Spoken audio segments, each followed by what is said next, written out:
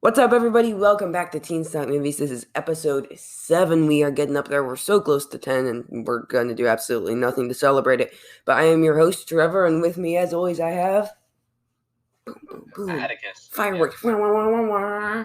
Atticus. Okay, so today we watched Raiders of the Lost Ark, and we literally each watched it today because we like to procrastinate on watching these movies. Not that we don't like them, we just... Yeah. How are you doing today, Atticus? Pretty good. How about yourself? Just fine. Yeah, I just got done recording my NFTL match with Caleb Sisko, which will come out in a couple of weeks. So you'll have that to look forward to over on the Nerd Film Trivia League channel. I do have something to say, though. Over the past week, I did launch a new podcast feed called Geek News Daily. So basically what this is, it's a Monday through Friday show. All the episodes come out like 9 a.m. in the morning. I wake up early in the morning, record them. They're about 10 minutes long, and basically it just gets you updated on all the news that happened in as far as Marvel, DC, and Star Wars. It's like the three big franchises, Marvel, DC, and Star Wars. I just get you quickly updated on all the news going on as far as that. Start your day off, and it's just a Monday through Friday show. So if you guys don't mind, go ahead and check that out. It's Geek News Daily. And just like Nerd Film Trivia League and Teen Stock Movies, the logo is the popcorn thing. It's just, different title. But yeah, so I've been enjoying doing that show, so I'd really appreciate if you check that out. That goes for you too, Atticus. Listen to my show. Yeah. I think that we should talk about this movie we saw called Raiders of the Lost Ark. I think we should too. Here's a funny thing about this. When it was originally released, it wasn't Indiana Jones and the Raiders of the Lost Ark. It was just called Raiders of the Lost Ark. All the other ones are Indiana Jones but this one is just officially titled Raiders of the Lost Ark. Indiana Jones, the Raiders of the Lost Ark. Huh, interesting. You want to hit him with the facts? The facts. Let me pull the facts up. Here we go. We got the facts about the movies. Whoa. Go. No. Okay. Well, I guess we just won't go. Hold on. Wait. Did you not pull up the Indiana Jones and it wasn't there, so I had to search up Raiders of the Lost Ark. I told you that was the title. I didn't listen, obviously. Yeah, because you don't listen to anything I say. Pretty much. Yep, pretty much. It was released in 1981. It is rated PG, 80s PG. Yeah, 80s PG. Definitely PG-13 today. Lots of bloody violence in this. Yes, it is an hour and 55 minutes. It was directed by Steven Spielberg. It was written by George Lucas and Philip Kaufman. And Lawrence Kasdan. Oh, this guy. Lawrence Kasdan, yes.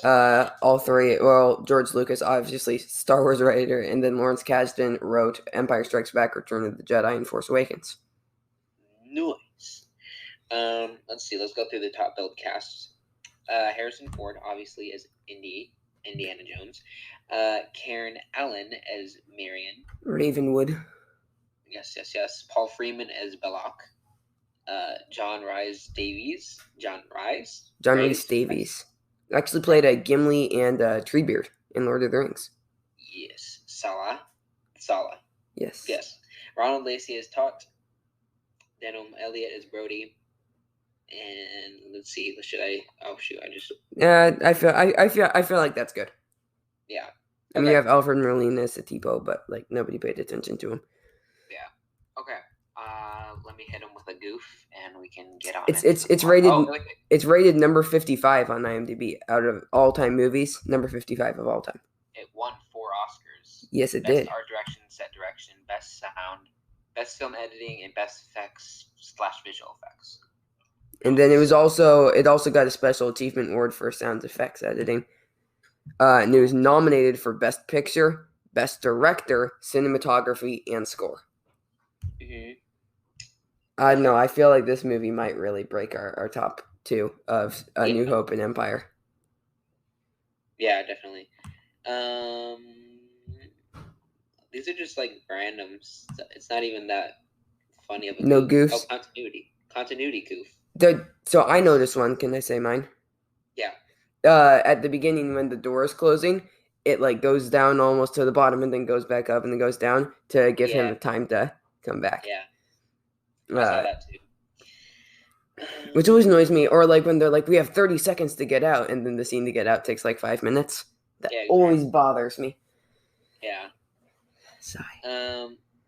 Did you wait? Hold on. Let me see something. Yes. Okay. So, did you see in the whole in like the when Andy's giving his lecture or whatever? Mm-hmm. He's like the students in the background kind of change seating, Mm-mm. right? You didn't see that? No. Like the students in Indy's lecture hall change positions in various shots. The student with the apple scene coming down the far aisle when the lecture ends is clearly sitting in the middle of the front row earlier in the scene. That's funny. I actually noticed that. Yeah, I didn't catch that. I was just paying attention to the girl with "Love You" written on her eyelashes. You were just envisioning that she was her eyebrows real. Yeah, pretty much. Okay. What plot? Well, first let's talk about. First of all, John Williams obviously did the score for this. But let's talk about the monies. The big bucks. The monies. So this film was made for only 20 million, which translates today to 56 million. This was a low budget movie. Like, this is a very low budget film. And you could look like it actually. Huh? It didn't look like it. It didn't. It really made use of its money, rather than blowing it like they do now. Blowing it on ridiculous special effects that isn't needed. It's such a grounded focus. Like, I love the action sequences throughout this film because they feel real. Yeah. Like when they're in the bar in Nepal, Marion Ravenwood's bar in Nepal. Yeah. That action sequence feels so real. Yeah. Like, it feels so grounded and real, and it just pulls you into it. It's so good. And then, anyways, the box office for this film. So when it came out, it made $389.9 million, which is solid. Guess how much it would have made today? Let's see. I'm gonna say $1 billion. $1.1 billion. Oh, yay! I was close. So yeah, it to turn in today's in the conversion to today to turn 56 million into 1.1 billion. Solid turnaround. Yeah. Solid turnaround. So yeah. Also, I'm going to introduce a new segment. Okay, you're totally unprepared on this. Yeah. It's costume time with Atticus. What do you think of the costumes in this?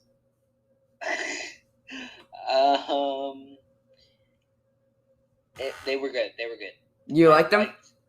Huh? You like them? Yes. I think I liked Marion better in her like jumpsuit or whatever, Yeah. instead of the dress for like half the movie. I feel like we need a costume ranking for our Oscars. If you want to do like a special show where you recap all the costumes from like the past shows and get them into a ranking before the next one, I'll let you. Oh wow, that's so actually pretty cool. If you want to do that, guys, you could look out for that on the feed.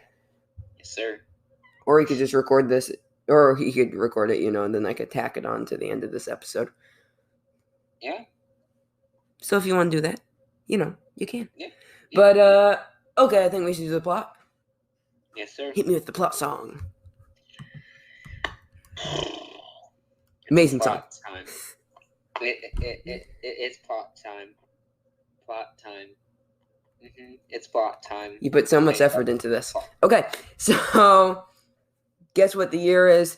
1936. It's 36.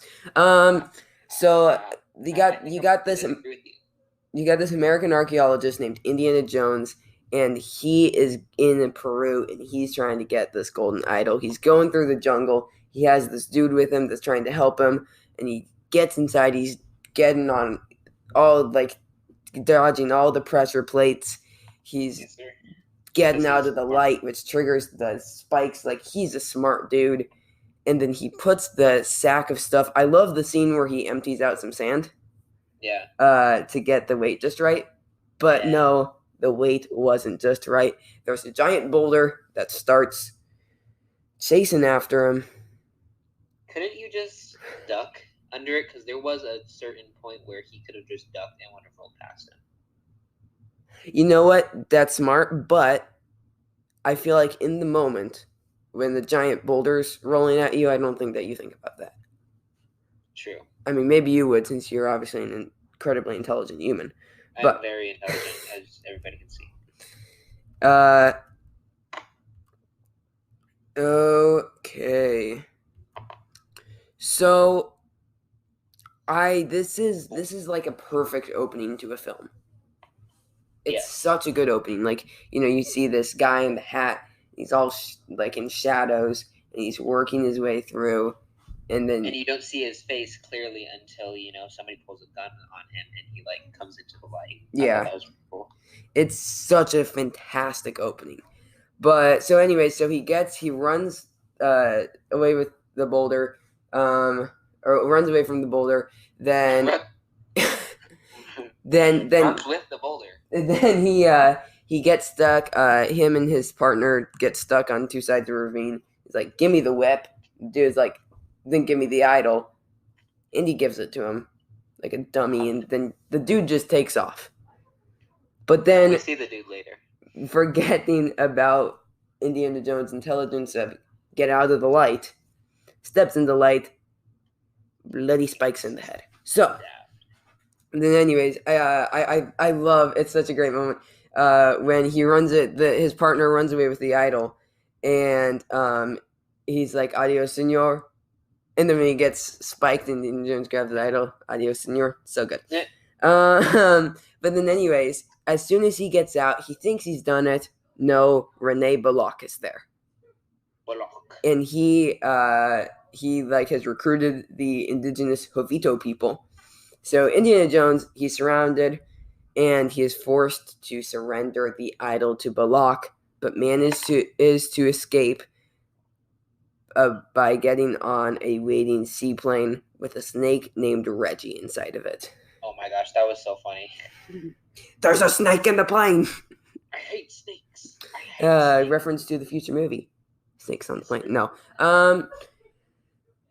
So then he's teaching at Marshall College, and once he gets done with his class and all of his students hitting on him, two Army intelligence agents interview him and inform him that Nazis are working with his old mentor, Abner Ravenwood.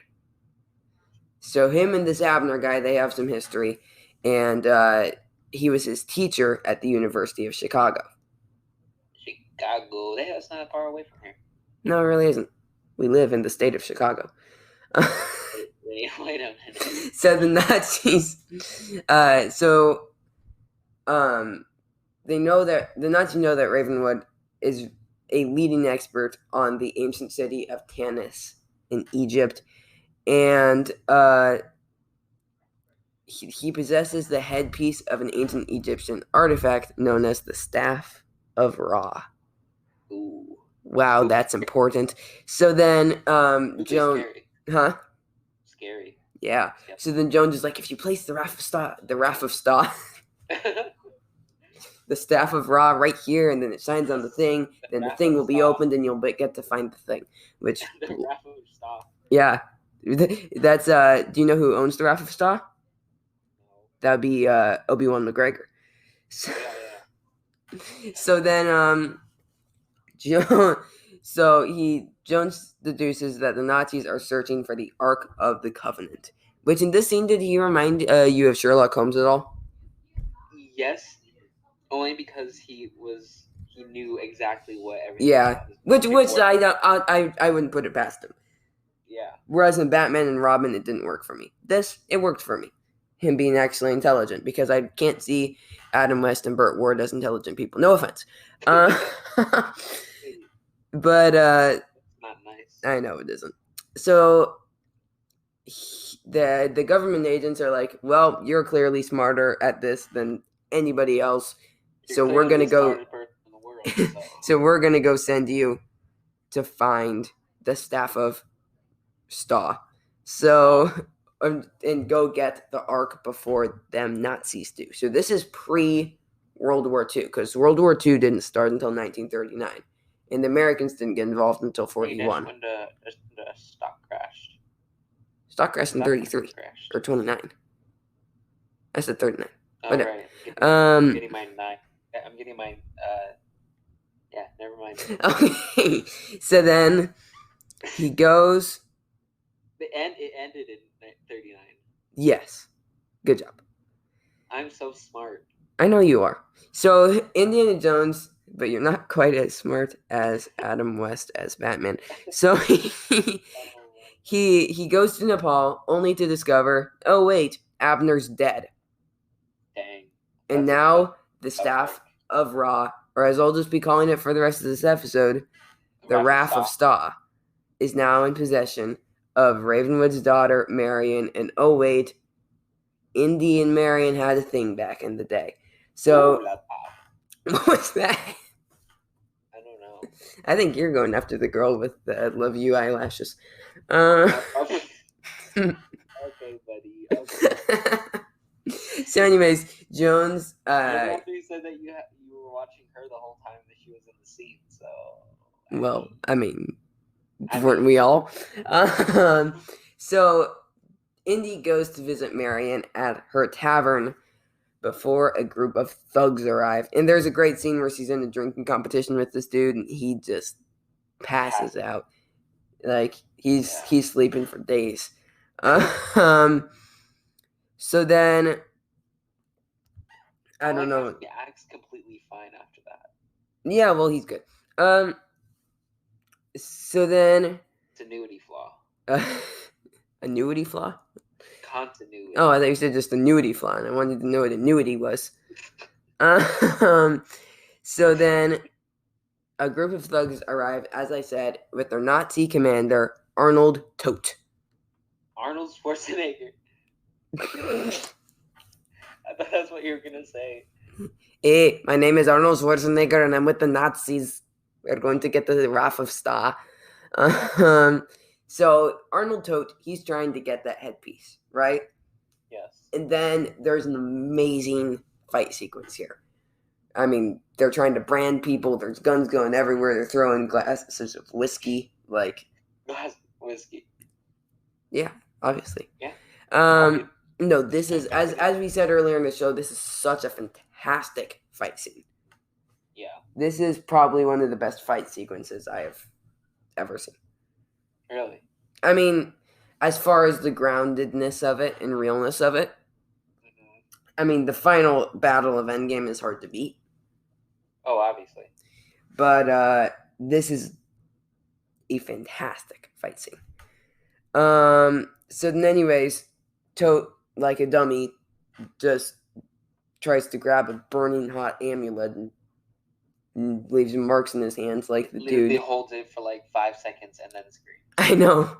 He's like the dude from Home Alone that gets the thing burned in his hand. Who was that?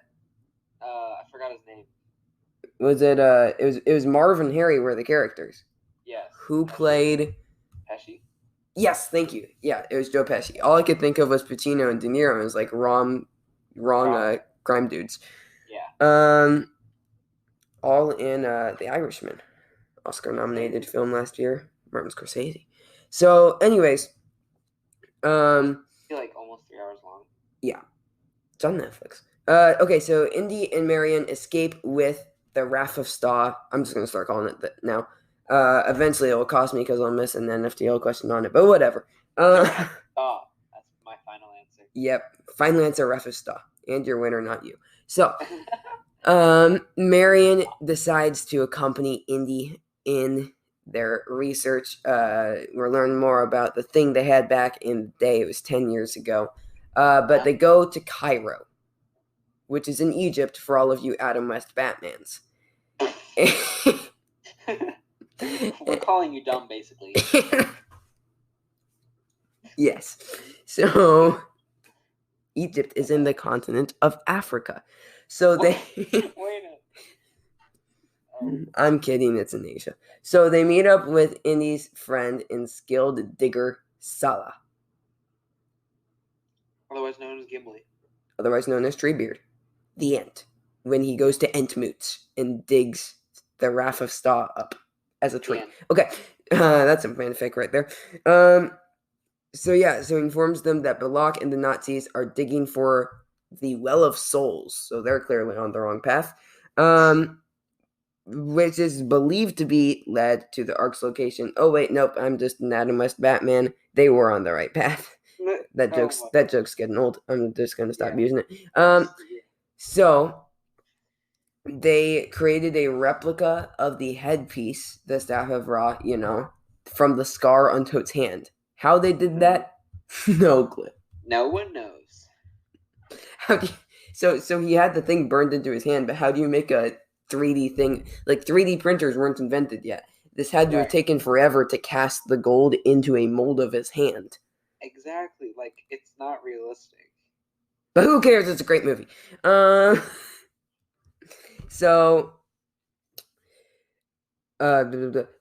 so Indy and Marion, they're attacked by a group of Nazi soldiers, and there's a great scene where Marion is kidnapped, and then, oh no, it looks like she just got exploded to bits. Oh, explosion. Wait. Wasn't there... Wait, hold on. Back up a scene or two. Wasn't there... There's the monkey. Harrison Ford, wasn't he sick on a day, and so that's why he just shot the guy? Yes, which is such a great scene where the sword dude's just like, wah, wah, wah, I'm fancy with my sword, wah, wah, wah. And then Indy just shoots him. So good.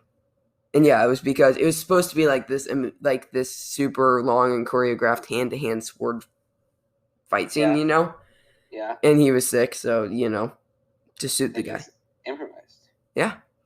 Nice. So let's see here. Plot. We think that Marion just died. How sad. However, did she die though? Well, we're gonna go to a quick commercial break. Maybe she died, maybe she didn't. Hopefully you've already seen this movie. If not, what are you doing with your life? You're being a Burt Ward.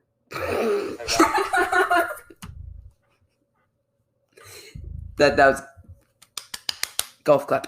That's worthy of a golf clap. But we'll see if Marion did actually survive. If you've seen the movie, but don't spoil it for the other people listening. How you'll do that, I don't know, like in the live chat on YouTube. Speaking of, before the commercial break, we'll do some plugs. You can find us on YouTube at youtube.com/teenstalkmovies. You can also find us on Patreon, patreon.com/teenstalkmovies. You can find me on Letterboxd. Atticus hasn't gotten on there yet, but I'm not. You can find me on Letterboxd. I do quite a few movie reviews on there. 250. Yeah, somewhere around there. So again, I'm just at Teen Talk Movies there. As far as everything else on the Teen Talk Movies podcast network, you can find Nerd Film Trivia League. We are trying to get to 1,000 plays. We're so close, so we'd appreciate it if you go over there. We're doing an NFTL fandom tournament right now. Yay. Both Atticus and I are playing in it, so. And we haven't been eliminated yet, so. Yeah, yes. So far. So you can check that out over there. You can also, if you don't mind, take a listen to Geek News Daily, which I plugged earlier in the show, so I don't need to do it again here. But please just check that out. But we're going to go do a commercial break. Atticus and I are going to take a break. Wow, that rhymed. See you guys in a minute. Okay, guys, Trevor here from Teen Talk Movies. I'm interrupting the show, okay? But it's important, because I got to tell you about Anchor. So if you haven't heard about Anchor, it's the easiest way to make a podcast. It's how I do it, and I like easy. First of all, it's free. I also like free. There's creation tools that will allow you to record and edit your podcast right from your phone or your computer. And Anchor will distribute your podcast for you, so it can be heard on Spotify, Apple Podcasts, and a whole ton of other ones. Which is also good, because it's easy. You can make money from your podcast with no minimum listenership. That's why I'm recording this ad, because I like money, and I hope you do too. It's everything you need to make a podcast in one place. So go ahead and download the free Anchor app or go to anchor.fm to get started today. Okay, let's go back to the show. You're probably done hearing from me. Okay, bye. Okay, we are back. We got snacks and drinks over the break, and we're feeling good now. So, did Marion get killed? Well, you're going to have to wait a little bit longer because now Indy has a confrontation with Belloc at the local bar. Then he regroups with Sala, and they realize that the Nazi headpiece is incomplete and that the Nazis are digging in the wrong place. They're just a bunch of Adam Wests. And Oh, goodness, no. You Nazi sympathizers there, Atticus? No. Like Walt Disney? So... Whoa, getting controversial here, buddy. Yeah, I know. I have no clue on that. I just, heard that was a thing. I should probably stop talking now. But I won't. So, they only have part of the information regarding the well's location. But guess what? Indy and Sala do. Because they're awesome. So, they infiltrate the Nazi dig site. And guess what? Marion is alive. She was kidnapped by the Nazis and she's bound and gagged in a tent. But he doesn't set her free in fear of alerting the Nazis, which is solid. But, I mean, Marion's pretty upset, rightfully so. Yeah. But he promises to come back for her later. Well, the last time that happened, it didn't work so well 10 years ago. I would be really upset if he left me to die. I'd be really upset if Indiana Jones left me too. So then Indy and Sala, they use the staff to locate the Ark in a snake-infested well of souls. Why did it have to be snakes? We're like we have one brain that makes us idiots. I've always hated the phrase "great minds think alike" because shouldn't great minds be coming up with new ideas?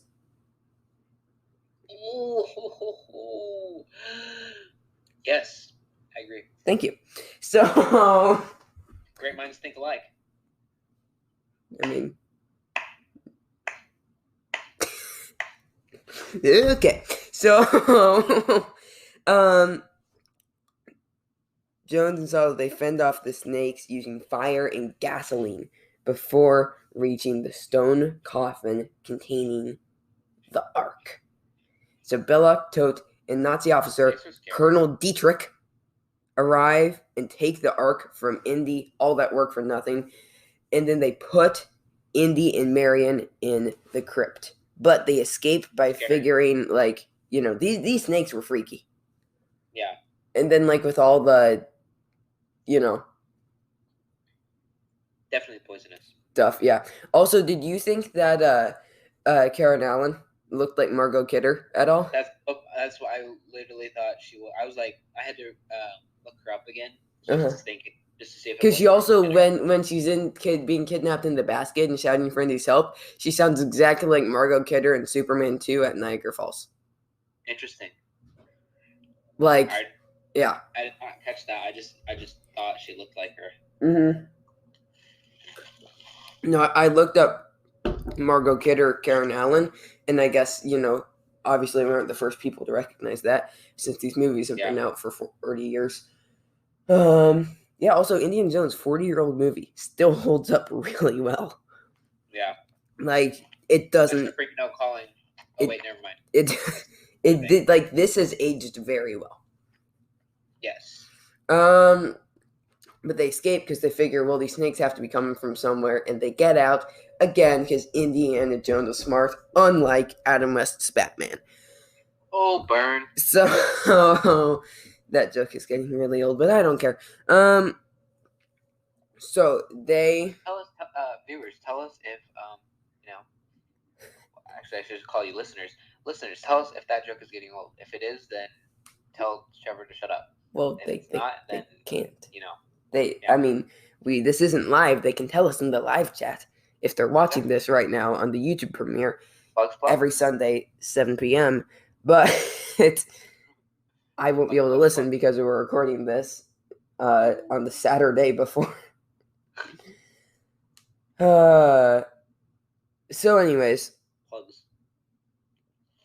they get out and they escape to a local airstrip. And this scene is cool. We got this big dude, and he's like, you know what, Indiana Jones? I'm gonna fight you. I'm tough because I take my shirt off. Wait, that doesn't make you tough? Better put it back on. So they destroy a flying wing. The dude gets chopped up into blood dust, like in Captain America: The First Avenger, and Basically, they it that wait that plane that was the transport to transport the Ark to Berlin. So now the Nazis are like, well, crap, there goes our plan. Thanks, Indiana Jones, you idiot. I didn't even know that. So being a whole Adam West Batman. I really hope this joke isn't old. So they put the Ark onto a truck, which is clearly the best next thing. Exactly. One that has an open, back. Thing, yeah, obviously is the best option. But Indiana Jones catches them on horseback in the movie. Yeah, this is great. So he hijacks the truck. There's the dude swinging on the door, and he keeps on kicking him. Such a great scene. And then eventually Indiana Jones gets knocked off of the gets knocked off of the truck, and then he has to slide underneath of it and grab on the stuff, get back in, and knock the other guys. It's Speed. Sandra Bullock, Keanu Reeves, 1984. Wow. Huh? Wow. Released the same year as the next Indiana Jones film, Temple of Doom.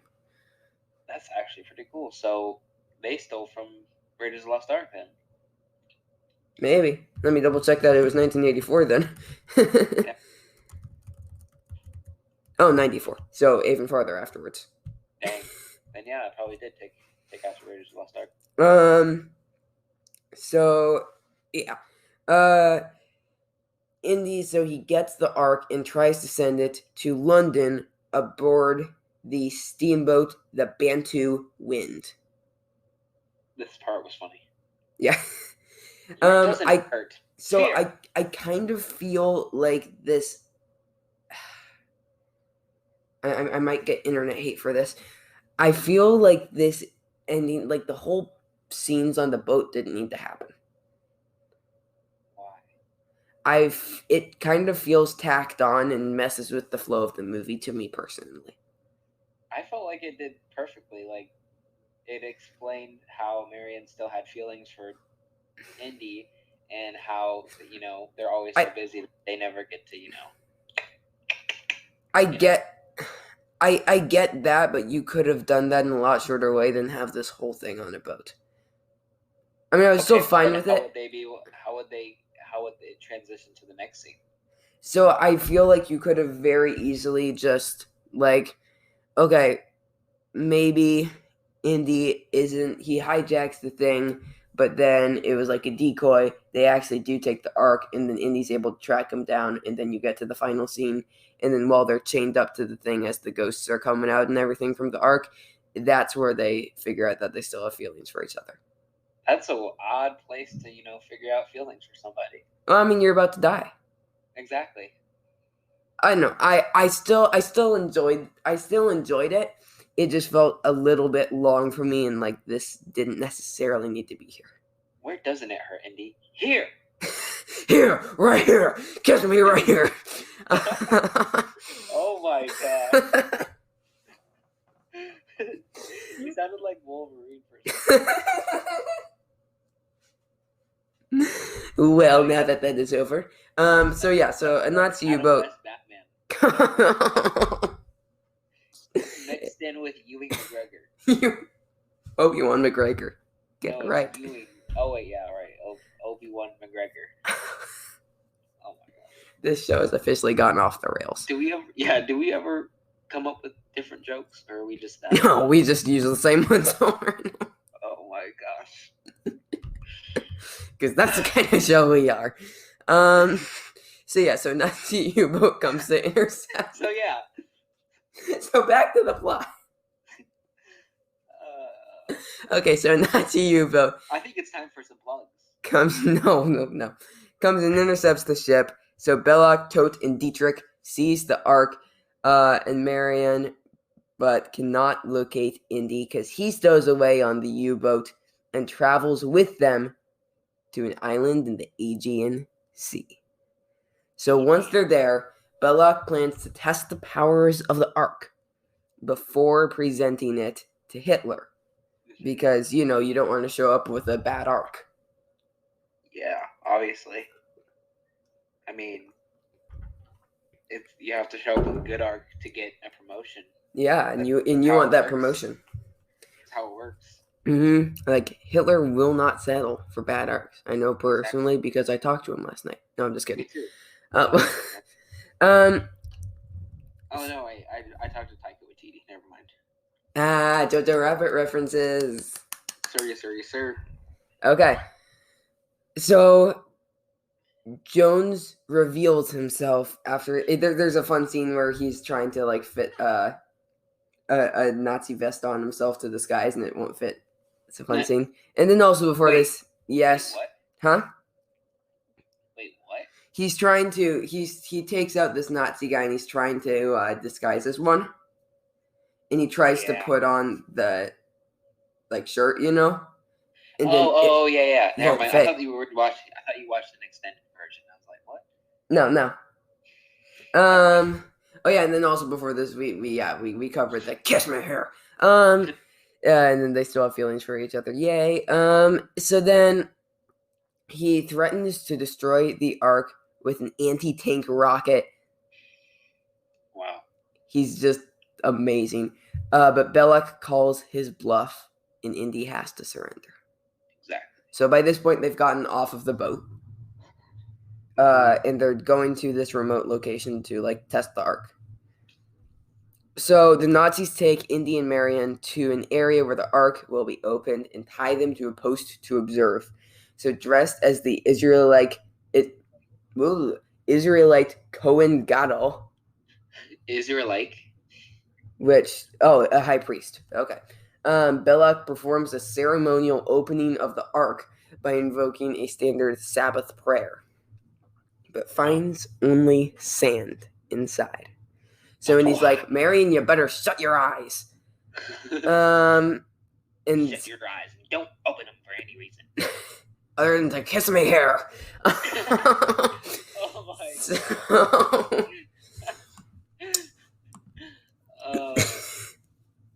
So then no. Spirits start to come out of the Ark and they reveal themselves to be the angels of death. Such a cool scene. The special effects weren't great here, but I can forgive it. The ghosts reminded me of the ghosts, you know that one lady in the library in the original Ghostbusters? Oh, yeah! Like when you think she's a sweet old lady, but then her face turns like... Rah! Yeah. So. We should probably watch the Ghostbusters movies on here as well. We should. But maybe. It's non-canonical, so... Yeah, that's true. Maybe. Yeah, maybe. Maybe. So far, the movies and Teen Stunt movies canon are Marvel, DC, Star Wars, Star Trek, Harry Potter, Lord of the Rings, Back to the Future, Indiana Jones. Wow. Maybe I've been thinking about throwing in Jurassic Park and Ghostbusters and Rocky and James Bond and. I heard there's so many James Bond movies. 25, 26 later this year. I'd rather not, but I'll watch them. Watch a couple. They aren't bad. Me. So then, okay, so the extreme heat causes Dietrich's body to shrivel, Tony's face to melt, and Belloc's head to explode. And Tote's face to melt, not Tony. Yeah, his head just exploded. That was kind of gross. And then these flames open and shoot these bolts of laser fire. Lightning. Yeah, into the Nazis. And Indy's still close your eyes. And then, but none of the Nazis listen to him except Marion because she loves him and yay. So then happy. flames engulf and vaporize the remains of the doomed assembly in a whirlwind of fire, which reminded me of a scene from the Ten Commandments for some reason. And then the Ark is sealed shut. So when there's that pillar of fire, it reminds me of the pillar of fire from the Charlton Heston Ten Commandments movie. Oh, I've never seen that movie. It's like 5 hours long. I'm not even joking. I got to look up the runtime for Ten Commandments now. Oh, well. You can find us on... I'm kidding. Okay, 3 hours and 40 minutes. Wow, that's pretty long. Yeah, but yeah, it's Charlton Heston, I think, from 1956. Anyways, there's this pillar of fire that kind of looked like this, and for some reason that's where my mind went. So then, anyways, Indy's now like, Marion, you can open your eyes and kiss me here. Oh my god. And, that joke is dead now. Yeah, no, okay, now it's dead. I just killed it. We're gonna move on. Yep, basically. So they open their eyes and find that the area has been wiped clean, along with the ropes burned off, and they give each other a big hug. And Indy's like, kiss me. No, I'm just kidding. So then, now we are back to Washington, D.C. It's been a couple days, and Indy and Marcus Brody receive a large payment from the U.S. government for securing the Ark. They got paid good. And then some Army intelligence agents explained that the Ark has been moved to a secure facility for further study by, quote, top men. And then he's like, who are these top men? I should be working on the Ark. This belongs in a museum. But they're like, no, we're like the Agent Smith from the Matrix, and we will do what we want. So then, Indy, Marion, and Brody depart as the Ark is crated up and put in storage among countless other crates in a large government warehouse, which is later revealed to be Area 51 in the Kingdom of the Crystal Skull. Oh wow! Because like the Ark gets opened back up or something like that. Yeah, what if it's still there right now? So that's what they're hiding. Everybody go storm Area 51. When people were like gonna go storm Area 51, that was actually gonna be on my birthday. Oh wow! And then they called it off. Yeah. Thought we were all gonna die. Yeah. The government will release all the aliens then. Wow, now we're all acting like Adam West Batmans. Yes, we are. So that was the movie. The movie was... It was a movie. You didn't like it? No, I'm kidding. I did like it. Okay, yes, it's a great movie. I say that about every movie, though. Yeah, I know. And honestly, you're not wrong. All of them are movies. It was a movie. Uh-huh. But now we got to do our Oscars and the IMDb game coming up. So, let's kick this off with Best Original Score, okay? Okay. John Williams' score for this film known as Raiders of the Lost Ark. Is it better than Neil Hefti's score for Batman? Yes. I agree. Is it better than Ken Thorne's score for Superman 2? Yes. I agree. Is it better than John Williams' score of Superman the movie? Yes. I agree. Is it better than Jerry Goldsmith's Star Trek the Motion Picture? Yes. I agree. Is it better than John Williams' Empire Strikes Back? No. Ooh. I say it's better than Empire, worse than A New Hope. Really? I'll give that to you if you give me one. Okay, I'm not prepared to die on this hill. We can put it below. I'll give you this one. Okay. So, John Williams now has the top 3 spots. The list now. Number 7, Neil Hefti's Batman score. Number 6, Ken Thorne's Superman 2. 5, John Williams' Superman the movie. 4, Jerry Goldsmith's Star Trek. 3, John Williams' Raiders of the Lost Ark. 2, John Williams' Empire Strikes Back. 1, John Williams' Star Wars: A New Hope. Now we go to Screenplay. And again, we might add we'll possibly add a costume thing Yay! We might do a special episode after this. So, but anyway, screenplay here. So the writers of this film, Lawrence Kasdan, and so Lawrence Kasdan did the screenplay. George Lucas did the story. George Lucas and Philip Kaufman did the story, but we're just going to give it to Lawrence Kasdan because he wrote the actual screenplay. Okay. So, best screenplay for Lawrence Kasdan. Better than Batman 66. Yes. Better than Star Trek. Yes. Agree. Better than Superman 2. Yes. Agree. Better than Superman. Yes. I agree. Better than New Hope. No. Yeah, I agree. So we got Lawrence Kasdan for Raiders of the Lost Ark. So the best screenplays are looking like 7 Batman, 6 Star Trek, 5 Superman 2, 4 Superman, 3 Raiders of the Lost Ark, 2 A New Hope, 1 Empire Strikes Back. Now we get into the fun ones, the actors. Ooh, fun. The acting. Okay, starting out with best supporting actress. Was there more than one actress in this movie? Unless you count the girl with the I love you on her. She isn't credited on the main thing of IMDb. So we're going to say no best supporting actress for this. Okay. Because we can agree that Karen Allen was a lead. I can agree, yes. Okay. Yes, I can agree with that. Yes, I can. So we're just going to skip over best supporting actress. So that stays the same. 5 Schlag Fraser as Aunt Beru. 4 Lee Merriweather as Catwoman. 3 Sarah Douglas as Ursa. 2 Nichelle Nichols as Nyota Uhura. 1 Valerie Perrine as Miss Teschmacher. Miss Teschmacher. Now we go to supporting actor. I know who I would like to nominate. I'm going to nominate Sala. You're right with me on that one. John Rhys Davies as Sala.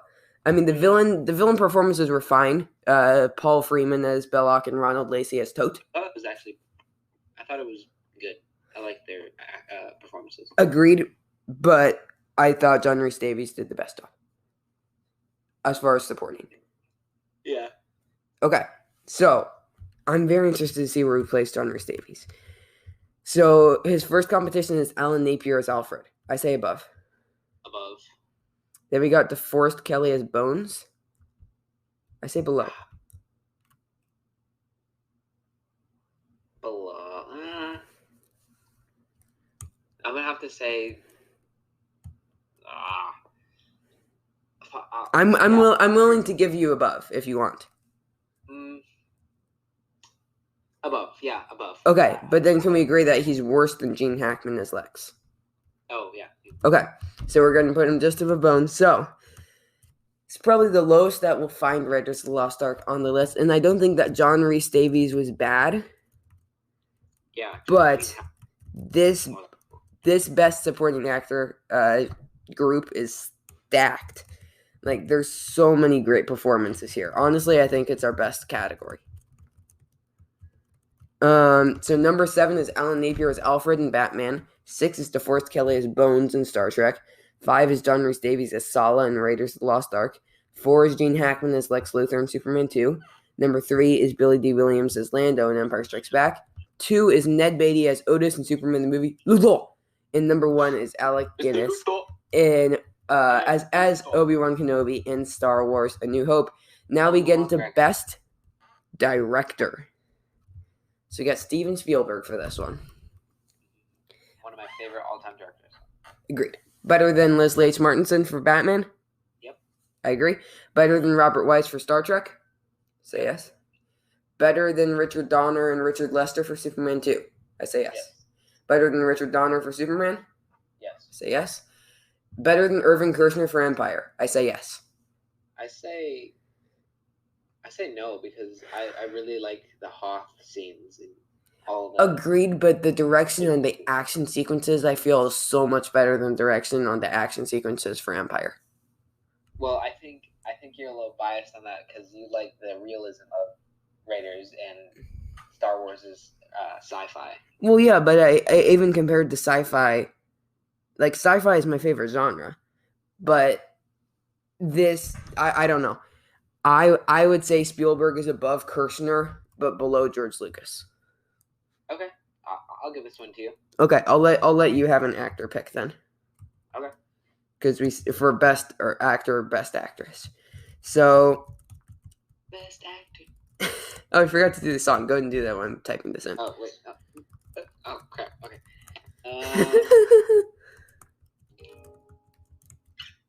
Okay. Ready? Yep. Okay. Best actor. Best actress. Best director. Who will win? We got the big prize with the best picture. We all love singing each other. Okay. Yep, I know you all do. So, director rankings right now: 7, Leslie H. Martinson; 6, Robert Wise for Star Trek; 5, Richard Donner and Richard Lester for Superman 2; 4, Richard Donner for Superman the movie; 3, Irving Kershner for Empire Strikes Back; 2, Steven Spielberg for Raiders of the Lost Ark; 1, George Lucas for Star Wars. We are going to take a quick commercial break and then come back with the best actor and actress picks, best picture, as well as the IMDb game to find out what we're watching next week. See you guys in a minute.